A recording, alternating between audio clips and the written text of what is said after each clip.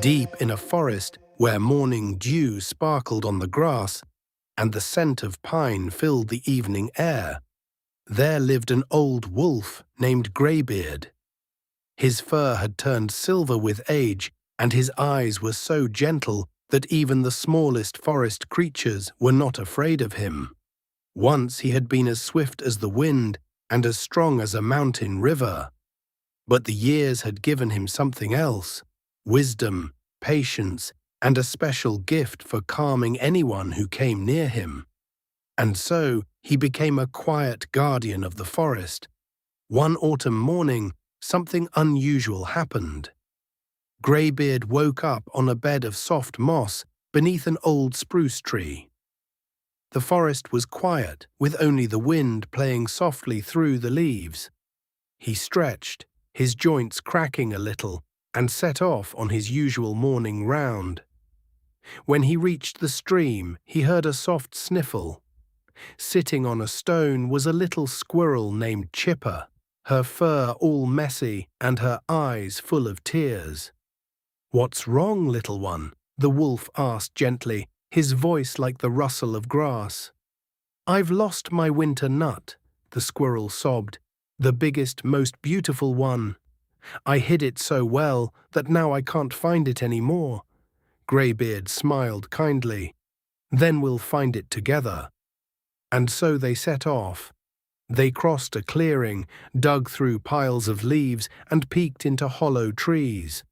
The squirrel dashed back and forth in a panic, but the wolf moved calmly, step by step, as if he were listening to the forest itself.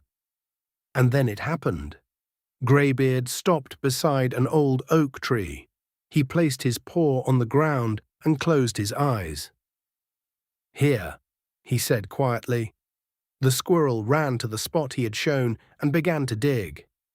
And sure enough, beneath a layer of leaves lay a large, shiny nut, exactly the one she had been searching for. "How did you know?" she gasped. "The forest whispers to those who know how to listen," the wolf replied with a wink. Chipper threw her little arms around his neck, her fluffy tail tickling his nose. "Thank you, Greybeard. You're the best wolf in the world." But their adventure wasn't over yet. As they walked back toward the stream, it began to rain, at first gently, then more heavily. The squirrel snuggled into the wolf's thick fur, which was warm like a blanket. "Don't worry," said Greybeard.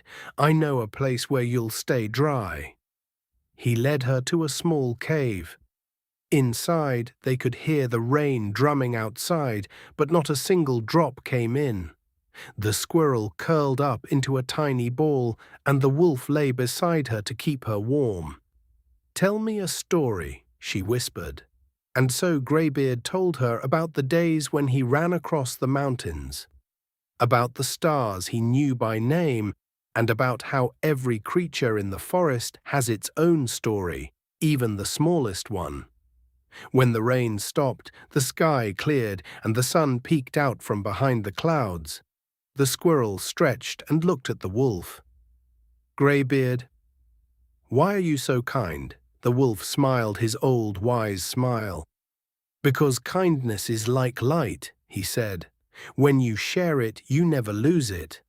On the contrary, it grows." The squirrel thought about it for a moment, then nodded.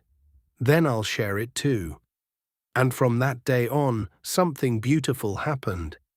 Whenever someone in the forest needed help, either Greybeard or little Chipper would appear, and together they brought calm smiles and a bit of that light that never fades. And from then on, life in the forest was truly wonderful for every creature.